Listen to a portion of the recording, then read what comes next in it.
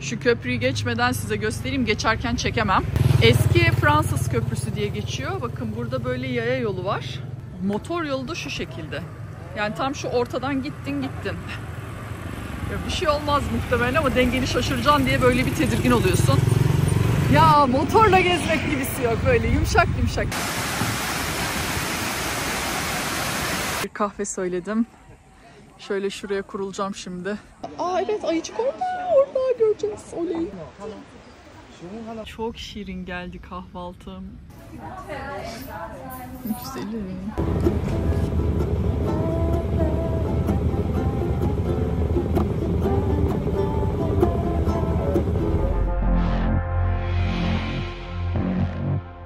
Merhaba arkadaşlar, nasılsınız? Ben çok iyiyim. Luang Prabang'da devam. Bugün motor kiralayacağım demiştim bir önceki videoda. Şimdi motorumu alıyorum ve keşfe çıkıyoruz etrafı. Haydi. Bu arada hemen otelimin sokağını göstereyim. Karşımızda Mekong Nehri var. Şöyle yaklaştırırsam çok güzel bir konumda kalıyorum. Scooter'ımı da yine otelden kiralayacağım. Fiyatı 150.000 24 saati. Ne yapıyorduk? 3-0 atıyorduk yani. 150 1.6 ile çarpıyoruz. Hadi. Motorum bu. Otomatik motor. Oldukça rahat kullanımı. Şimdi 50.000'lik, yani yaklaşık 90 liralık gibi düşünebilirsiniz. Yeterli dedi burada görevli şelaleye gitmek için. Benzinimi aldım ve yola çıkıyoruz.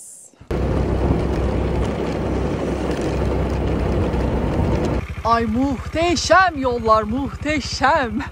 Yemyeşil, çekemiyorum size. Şimdi burada bir kafe gördüm. Duracağım, bir şeyler yiyeceğim yolumun üstünde. Yaklaşık yarım saat yol yaptım. Ya acayip böyle yemyeşil. Buralarıma falan sıkıştırıyorum telefonu, çeksin yolu diye. Denedim birkaç deneme, onları falan daha iyi çekebilirsem yapacağım. Elimde tutarak çekemiyorum çünkü. Bir aparatım falan da yok. Ama durup çekerim olmadı ya. Göstereceğim size buraları. Hiç merak etmeyin. Oh, güneş de çıkıyor. Bir kahvaltı söyledim, bir kahve söyledim. Şöyle şuraya kurulacağım şimdi.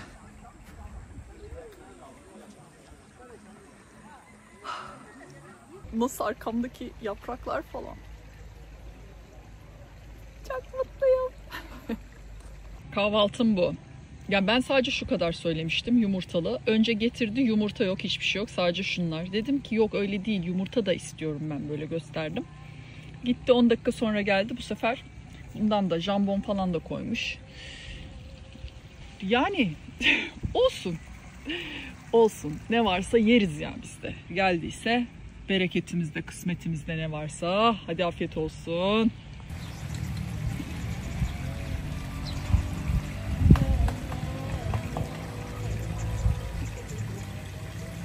Rüzgarda nasıl durmaya çalışıyor. O kadar güzelsiniz ki. Burası tam yeri bence. Biraz meditasyon yapalım hadi. Ve sonra biraz tai chi.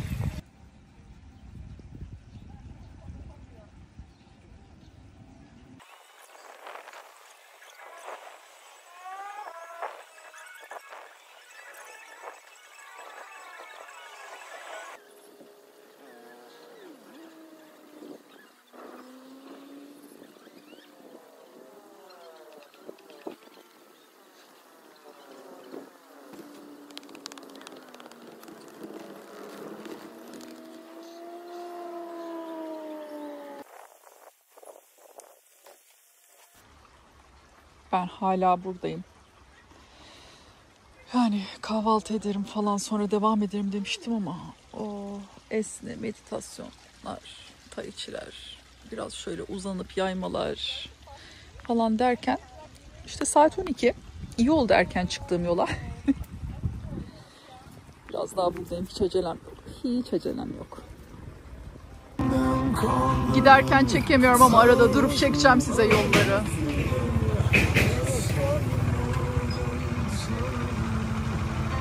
Evet, Laos sokaklarında Ahmet Aslan dinlediğim doğrudur.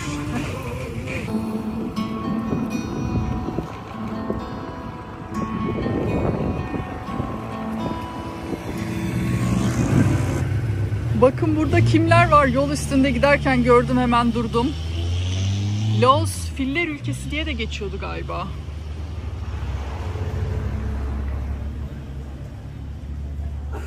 Bir sürü filli aktivite var çünkü.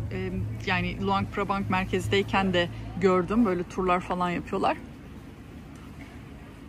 Ya ben çok haz etmiyorum böyle hayvancıkların üstüne binmeyi, bilmiyorum ya. Ama biraz yaklaşıp gözlerinin içine bakmak istiyorum. Bunu da çıkarıp tabii.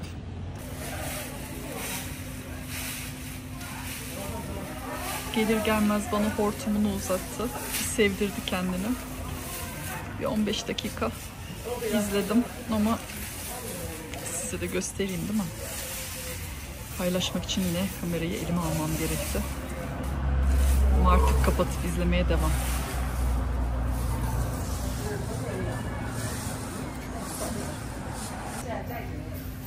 Bakın nasıl besliyorlar, nasıl alıyor. Güzelim.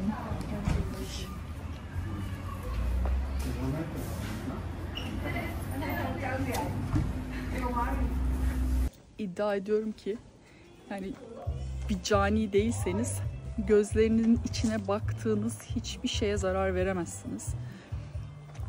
Yani böyle uzun bir hayvanın gözüne bakmayı hiç mesela deneyimlediniz mi? Evcil hayvanınızın dışında, evcil hayvanı olanlar bu duyguyu bilir. Sokaktaki herhangi bir hayvan olabilir, karınca olabilir, küçücük, çok küçük ama böyle hani dikkatli böyle odaklanırsanız. Ben çok tuhaf oluyorum ya gerçekten. Yine saçma sapan. İçim çıktı ya. Çok güzeller. Of ne keyif yaparak yol yapıyorum biliyor musunuz? Sürekli durup izleyip. Böyle artık kaç saat oldu? Şurada yarım saatlik yolu. Yani. Varsın böyle olsun ya. Yavaş sindire. Ve sonunda saat kaç bakalım? 2:30. 2:30 itibariyle şelaleye varmış durumdayım. 5.000 otopark ücreti alıyorlar. 100.000 verdim. Para üstünü 3 seferde verdi. Gitti geldi. Saymayacağım zannetti herhalde ya da ne bileyim bahşiş bırakacağım mı düşündü. Veriyor mesela 85 vermiş. Bekliyorum dedim bu eksik, bir daha çıkarıyor. Cebinden bir daha veriyor falan. Neyse. Giriş 60.000 yabancılara, yerlilere 20.000. Yani 100 lira gibi düşünebiliriz. İçeriden de bir şeye binip gidiyoruz. Ne kadar gideceğiz bilmiyorum. Yakın gözüküyor şelale ama yürüyüş yok demek ki. Güzel. Açık araçla gidiyoruz.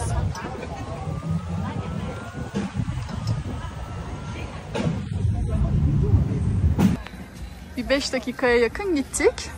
Şimdi böyle bir meydana geldik. Alışveriş için böyle minik dükkanlar var burada. Bir köyün içinden geçtik bu arada. Demek ki yolu kapatmışlar yani öyle kafana göre giremiyorsun. Turistik olarak geldiğinde belli bir noktaya kadar gelip sonra araçlarla transferin yapılıyor. Acaba şelale girişi nerede? Burası dönüş için kuyruk. Şu tarafa gideceğiz galiba. Hadi gidelim bir bakalım. Buradan giriyoruz. Haritayı şöyle bir hemen kaydedip yolumuza bakalım. Sağ tarafı seçtim. Yani yürüyüş yolunu. Oradan gidelim. Dönüşte de öbür taraftan soldan döneriz. Bayağı ayılar falan var galiba. Ayı kurtarma alanı gibi bir şey yazıyordu haritada.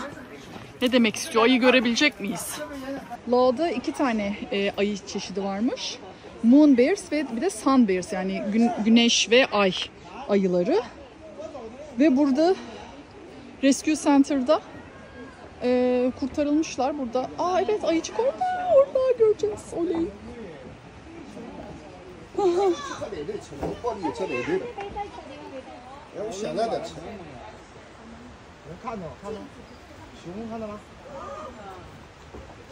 güzelim, herkes fotoğrafını videonu çekiyor senin.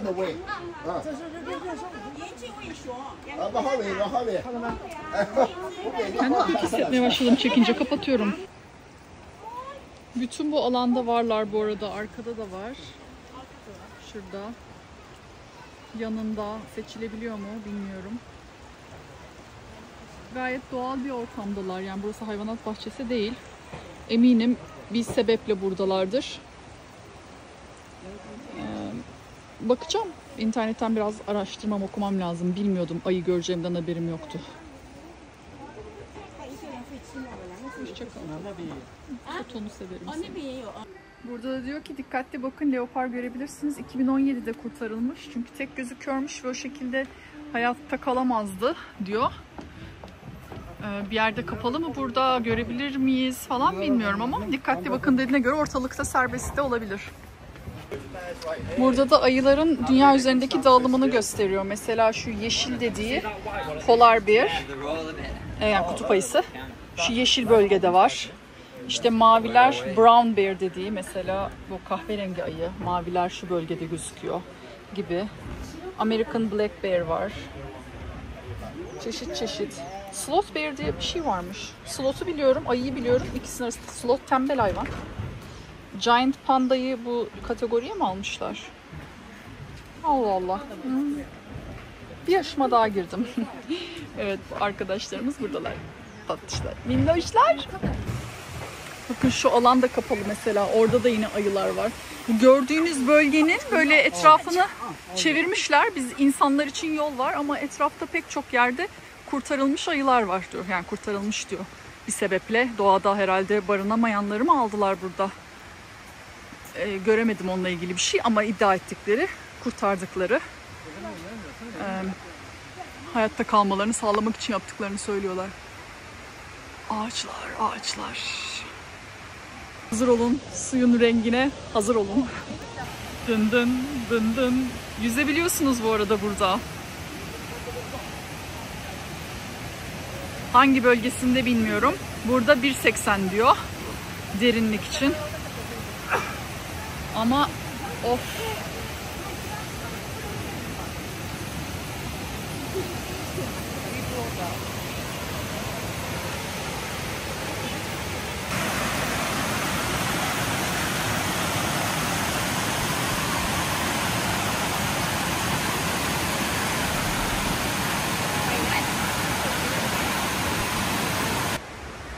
Yürüyüş yolu tabelasını gördüm. Soldan da yol gidiyordu. Burası çok güzel. Şu an kimseler kalmadı etrafta. Ne kadar süre yürüyeceğimi bilmiyorum ama çok değildir tahminim. Hem belki tek gözlü leoparı da görürüz. Ha? Bu güneşin böyle aralardan süzülmesi nasıl ortama muhteşemlik katıyor. Renge bakın. Şelale solumda kaldı. Sağdaki yoldan yürüyorum ama bayağıdır kimse yok. Kimse burayı yürümüyor galiba. Ya da bilemiyorum. Çok güzel ama.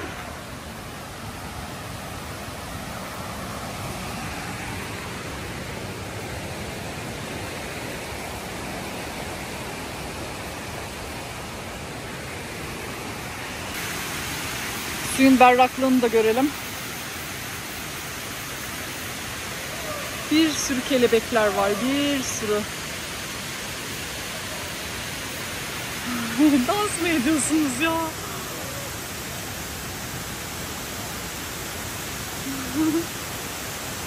Ya.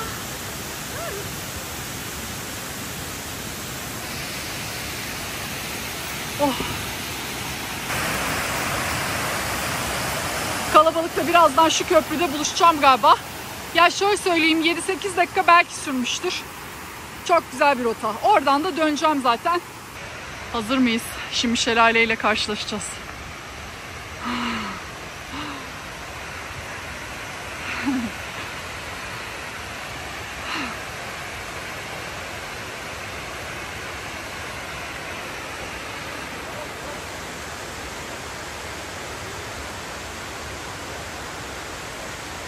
Sizinle birlikte böyle o anı, ilk anı birlikte yaşamayı seviyorum. Peki ya bu çiçek? Var mı kokun? Yumuşacık. Yaprak kokuyor. Çiçek değil de.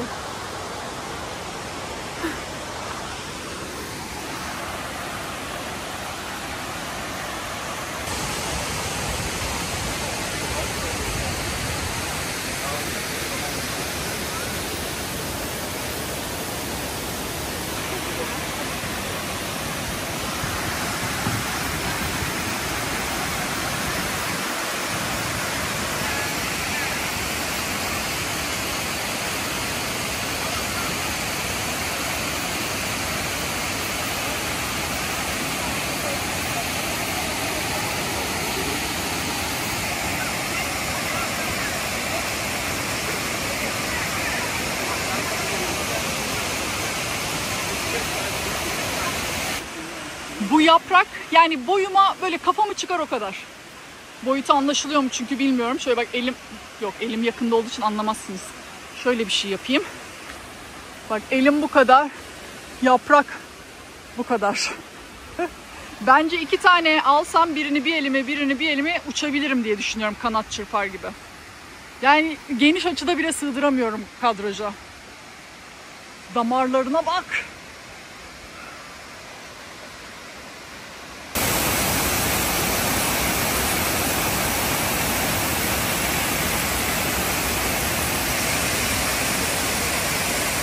Bak şimdi resmen Amazon'daki ağaçlara benziyor bu. Onlar bunun yine bayağı bir katı ve daha hem geniş hem daha uzun ama bu da bakın.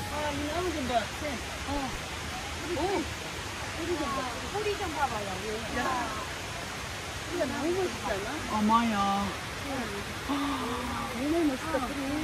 Turistler yanından geçip gidiyorlardı. Benim neyi çektiğime bakınca sesleri duyuyor musunuz? Aa falan diyor. O ona söylüyor. İnsan bazen kaçırıyor ya yani ayrıntıları. Bana da oluyor. Bu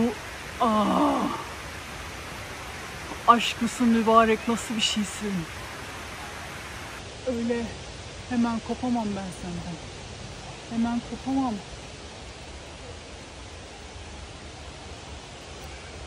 Bir dokunacağım, bir seveceğim. Bir bakacağım, inceleyeceğim.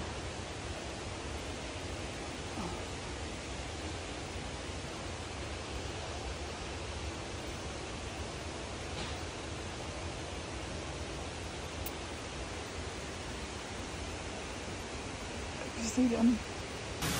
Önünde biraz fazla durdum, böyle yaslandım falan, neyse. Biraz keyif. Kendisiyle hemhal olayım diye. Kafam falan kaşınıyor. Bir sürü küçük küçük karıncalar vardı. Onlardan ensem falan kaşınıyor.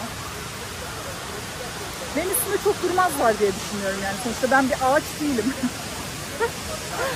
Ya da huylanmış da olabilirim, bilmiyorum. Ay ama kaşınıyorum.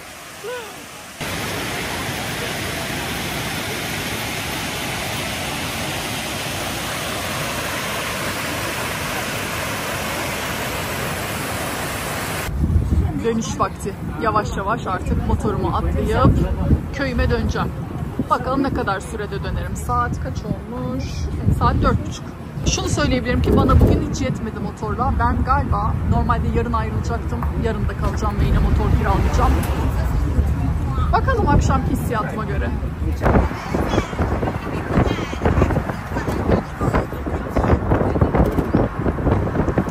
Sanırım şelaleyle ilgili hiç bilgi vermedim ya. Hiç hatırlamıyorum. Kuangsu şelalesindeydik arkadaşlar. Burası Luang Prabang'ın merkezine 24 kilometre mesafede. Pek çok şekilde ulaşabilirsiniz. Yani turlarla, işte tuktuklar, minibüsler, bir şeyler var. Ben motorla çevreyi gezerken de buraya uğrayayım istedim. Öyle yani, şelaleyle ilgili söyleyebileceklerim bundan ibaret.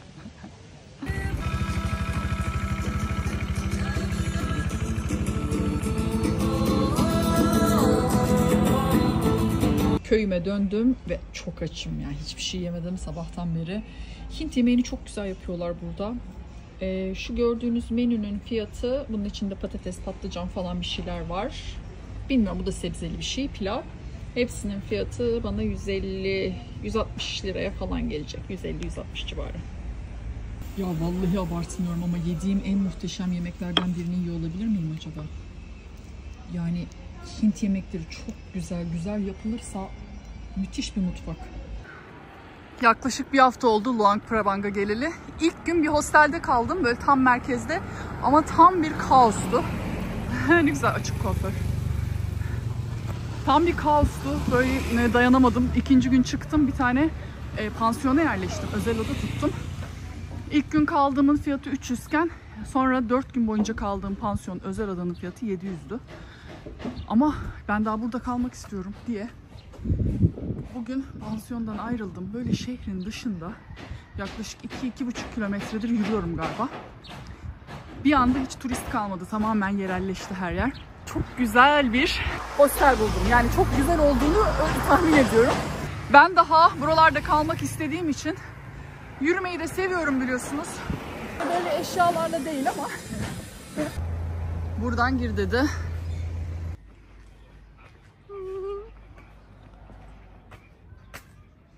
Jungle'a giriyoruz. Odamı sevdim. Şimdi etrafa şöyle bir bakalım. Odayı çekemedim. Sonra göstereceğim.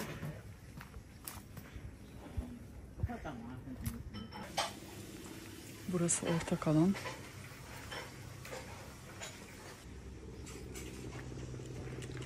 Şöyle nehre doğru bir gidelim.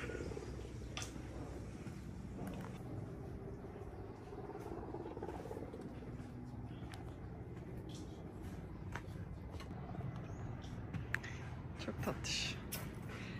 Ücretsiz seçim yapıyorsun. Ya tuktukla seni şehre götürüyorlar ve getiriyorlar. Ya da tekne turu yapıyorsun. Ben tekne turunu seçtim. Çünkü dediğim gibi yürümek benim için hiç dert değil. Muhtemelen buradan kalkacak. Akşam 4'te gün batımı için yapmak istiyordum. Çok iyi oldu. Bedavaya geldi. Yuhuu. Buralarda hep böyle villalar var civarında. Yani benim hemen otelin yanından yürümeye başladım şimdi. Tekrar geri merkeze yürüyorum.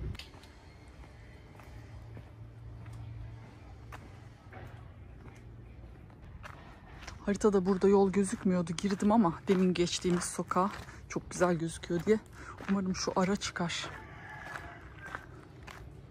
Ana yola bağlanmam lazım. Yoksa geri yürüyeceğim gene. Çıkmadı. Ben bu hızda şehre gidemem yani. Neyse ana yoldan yürüyelim hadi. Her yerde böyle masaj yerleri var. Fiyatları şöyle bir yaklaşık göstereyim size. Mesela burada Lao masajı 120.000, Tay masajı 120, yani birçoğu 120, ayak masajı falan. Sırt ve kafa masajı var 150.000 gibi değişiyor fiyatlar. Hemen burada matematik dersimize giriş yapıyoruz. 1.6 ile çarpacağımızı 1.5 ile çarpıp biraz daha yukarısı gibi düşünebiliriz. Neden? Çünkü 1.5 ile çarpmak çok kolay.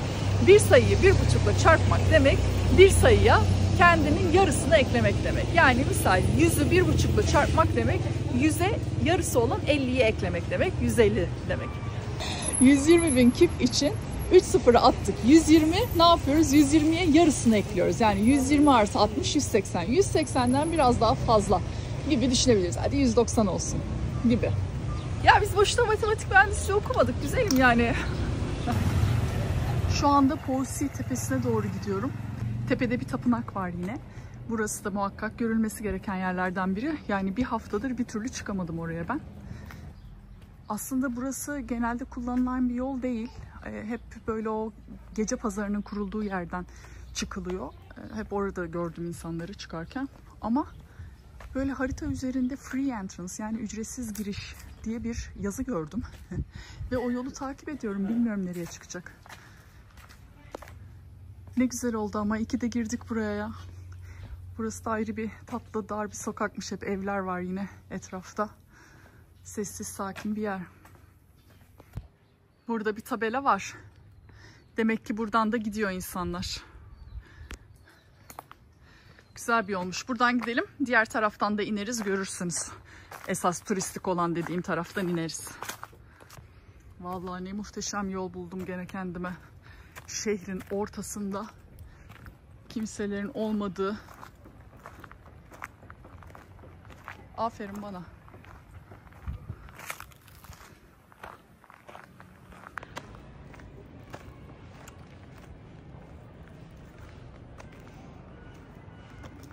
Ve yolu bitirdim. Ve manzaram. Ve sanırım burası da giriş. Burada evet monklar, keşişler burada yaşıyor galiba. Yani yaşıyor mu sürekli bilmiyorum ama burada kalıyorlar. Az önce içeri girerken de gördüm. Bu bir çan mı? Evet, sallamayalım. 30.000 lira giriş ücreti ödedim. Buranın 2 girişi var demek ki. Bir buradan, bir de diğer ineceğimiz taraftan. Şimdi tepeye doğru çıkıyoruz. Burada tepedeki tapınağın ismi Chomsi. Yani Wat Chomsi. Wat diyorlar tapınaklara demiştim. 1804 yılında inşa edilmiş burası. Tabii ki de yine Budist bir tapınak. Ama tekrardan söylemiş olayım. Burada Luang Prabang'da 30'un üzerinde tapınak var. Budizmi benimsiyorlar. Bununla ilgili oldukça detaylı bilgi bir önceki videomda vermiştim. Onu da izleyiniz izlemediyseniz. Aslında buraya sabah erken ya da akşam gün batımında gelinmesi tavsiye ediliyor. Ama benim akşam gün batımında tekne turum olacak. Bugün hazır vaktim varken geleyim istedim. Çıkmaya devam ediyoruz. 100 metre yükseklikte bu tepe. O yüzden oldukça basamaklı. Şaka mısın? Bu nasıl bir yatış ya? Ya bana bir anlatır mısın bu nasıl bir yatış? Sanki böyle koşarken durmuş gibi. Bak. Kafa da sarkıyor. Yaşıyor yani. Tek ayak önde bir şey izliyor herhalde. Evet. Bir şey inceliyor. Her an atağa geçecek şimdi. Hiç benim sesimden de rahatsız olmuyor. Şimdi manzaraya bakalım arkaya. Karşımızda Mekong Nehri. Artık bu nehri oldukça iyi biliyoruz. Bir önceki videodan da. Buradaysa Namkan Nehri. İki nehir birleşiyor arkadaşlar. Tam ortasında. Onun birleştiği yeri görememekle beraber ortasında tepeden bakıyoruz. Yeşilliği hissedebilirsiniz burada. Tam bir jungle ortamını. Dediğim gibi burada deniz yok Laos'ta ama iki nehir bütün coğrafyayı besliyor. Laos'a gelin ya, ben size söyleyeyim yani. Tek tip tatil yapanlar, bütçesi olanlar, zamanını ayarlayabilenler için söylüyorum yani. Kim yapabiliyorsa artık tatile gidebiliyorsa. Farklı yerlere gidin arkadaşlar. Enerjiniz, sağlığınız yerindeyken uzak yerlere gidin. Ve inanın uçak bileti pahalı dediğiniz şey Avrupa'ya gittiğinizde çok daha fazlasını harcıyorsunuz. Burada uçak biletine belki daha fazla ödeyeceksin ama o kadar az harcayacaksın ki. Yani çok daha iyi şartlarda kalacaksın ve yiyeceksin bir kere. O yüzden uzaklara gidin. Ki ben Güney Kore'ye yani Seul'e giderken Çin aktarmalı gittim ve uçak biletimi 11.000 TL'ye aldım. Aktarmam 3 saat bekledim havaalanında. Oldukça da rahattı. Yani öyle çok uçuk bir fiyata almadım.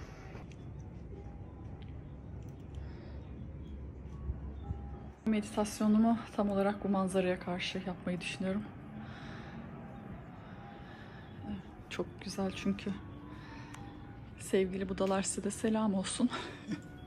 Ama üzgünüm burada bu manzara varken. Huzurlu yerler.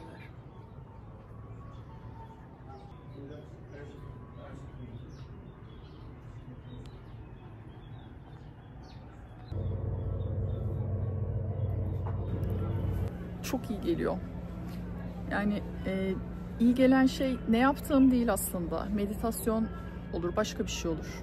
Yani yaptığın şey aslında sadece durmak, zihnini boşaltmak. Benim zihnim boş gerçi genelde. Çok şükür. Yıllar sonra o hale geldi. Arada doluyor tabii ama genelde böyle daha dingin. Bunu normal gündelik hayatlarınızda kendinize ne bileyim bir 10 dakika ayırarak yapabilirsiniz. Herhangi bir şey olabilir bu. Yani durmak. Hiçbir şey yapmadan durmaktan bahsediyorum. Beyninizde düşünceler olacak elbette ki. Yani ona engel olmak mümkün değil çok. O ileri bir seviye. Ben o seviyede asla değilim bu arada. Yani bir kaygı düşünecek, dertlenecek, tasalanacak bir şeyim şu an olmadığı için. Olduğu zamanlar gayet zihnimi işgal ediyor. Yani diyeceğim böyle kendinize bu 10 dakikayı tanımanız çok faydasını görürsünüz. Çok. Bir de hep söylediğim yeşile çıkın. Yeşile bakmak çok güzel dinginleştiriyor. Burası hemen şu gördüğünüz cadde gece pazarının kurulduğu cadde. Yine onu da bir önceki videoda görmüştük. Gündüz hiçbir şey yok normal akışında ama gece burası böyle komple yerel halkın sattığı ürünlerle dolu oluyor. Şu an oldukça boş çünkü herkes gün batımı saatine yakın gelecek. Saat 3.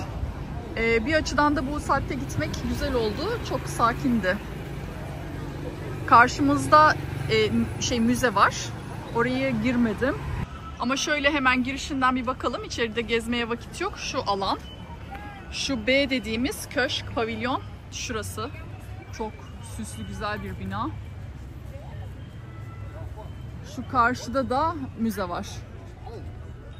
Sanırım orası yani. Böyle birkaç bina var içeride. Oldukça büyük bir alan ve şu an çok kalabalık. Girişte şuradan ama şimdi biz devam edeceğiz. Saat 3:30, yarım saatim var. Yarım saat sonra tekneyle buradan kalkacağız ve çok güzel bir gün batımı izleyeceğiz. Ben de o arada şurada şu sandalyenin rahatlığı yalnız. Sallanıyor mu bu? Bakayım. Bir de sallanıyorsa. Vallahi billahi bak. Biraz ukulele çalıp keyif yapacağım şöyle. Manzarama karşı.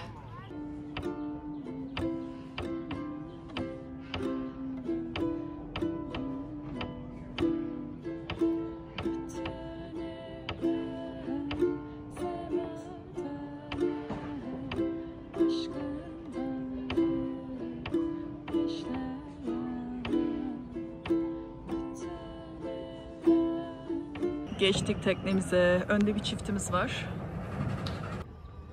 Arkadaki yatak nasıl ama? Çift kişilik dev gibi. Size kaldığım yeri bir de buradan göstereyim. Burası. Böyle bungalovlar da var anladığım kadarıyla. Sadece dormlar yok. Yani yatakhaneler yok. Böyle bir jungle'ın içindeyim. Çok güzel bir tercih yaptım. Aferin de bana. Kalktık.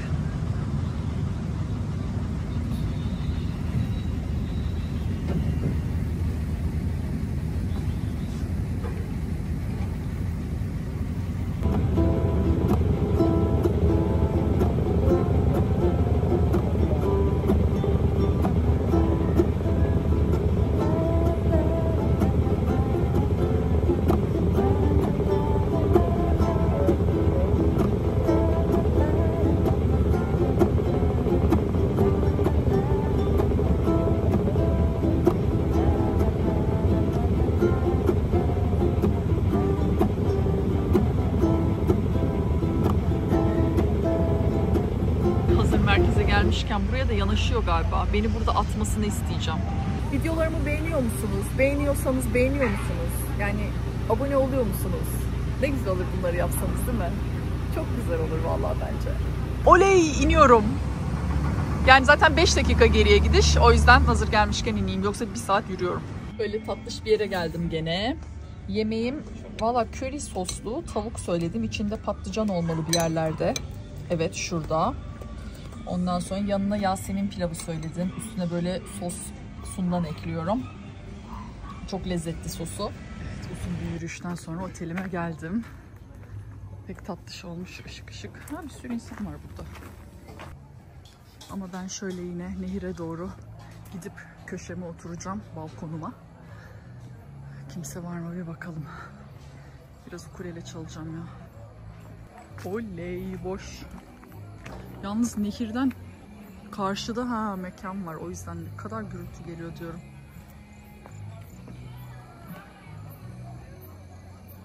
Bizim iskele orası aslında. Oraya da geçilebilir belki. Ama burası güzel ya. Bir hostelde mutlaka aradığım şeylerden biri de böyle uzun kalacaksam tabii keyif yapacak vaktim varsa ki genelde öyle oluyor. Ortak alanının güzel olması. Yani yoksa odanın içinde bir tane yatağın içine giriyorsun ve hiç alan olmayınca çok basabiliyor. Burada şimdi kendim alanım var yani çok güzel. Odam burası. Böyle cibinlikli. Toplamda 2, 4, 6 yatak var. 3 ranza yani. Şurada nerede? Şurada banyo var. Böyle bir yer. Bence şirin. Yeni bir gündeyiz. Bugün de motor kiraladım. Doyamadım motorla gezmelere. Bu seferki motorum da böyle bir şey. Ya bir yerlere geldim.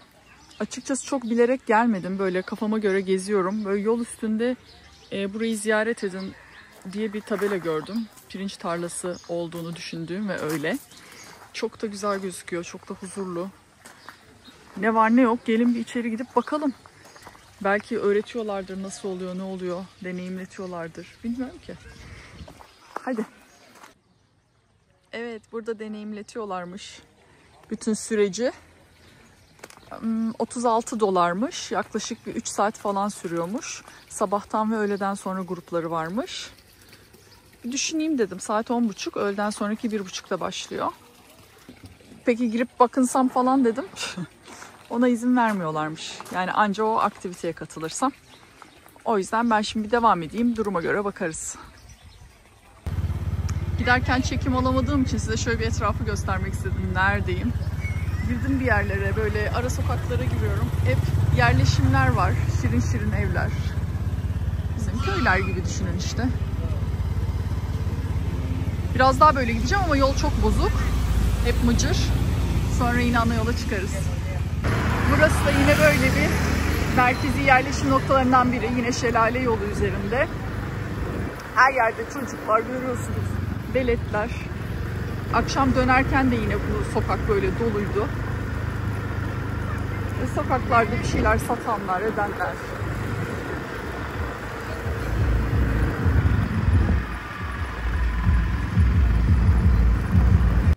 Böyle bir yere geldim, uzandım şimdi çardağımın içine. Etrafımda pirinç tarlaları yine. Bir şeyler yiyeceğim. Saat 12 oldu. Daha kahvaltı yapmadım. Ama çok huzurlu burada, ben 3 saat dururum ya. Ama çok şirin geldi kahvaltım. Kahvemin yanında 2 tane ve ne kadar güzeller, canlı çiçek. Omletim. Ay, büyük bir omlet geldi sonunda. Hep küçücük getiriyorlar. Doymuyorum ben bir türlü. Patates de söyledim bu sefer. Oh! Ay çok güzel. Çatalım nasıl? Çatalım, kaşığım. Çubuk da istersen var.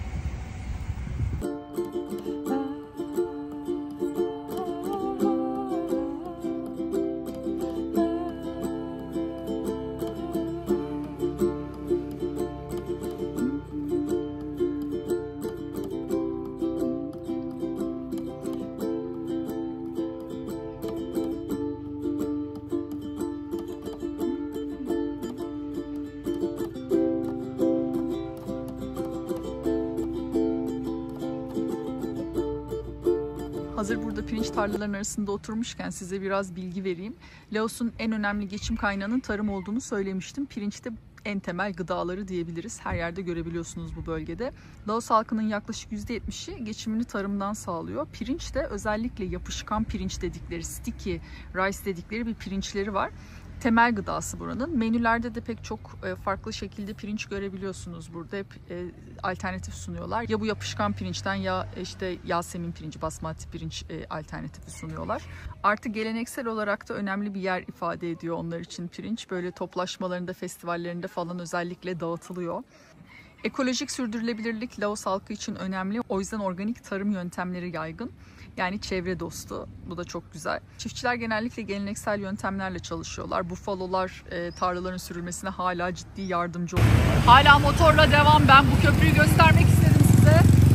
Böyle tam ortasına yol döşemişler. Sabah saat 9. Dün kiralamıştım motoru. Onda teslim edeceğim.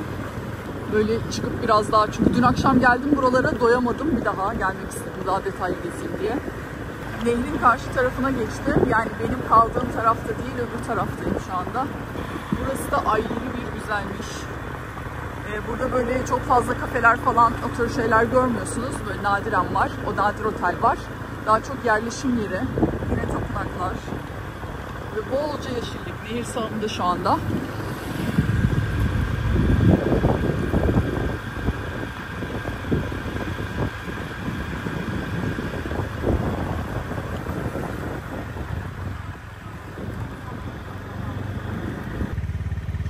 Köpeklerle ilgili de şunu söylemem lazım.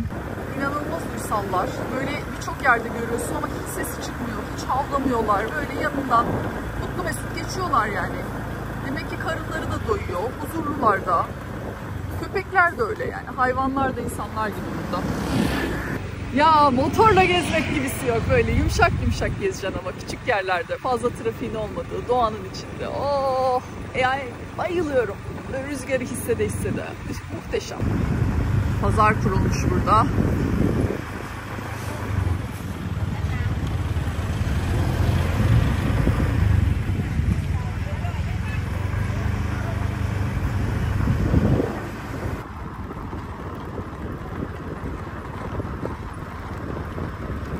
Şimdi biraz mola.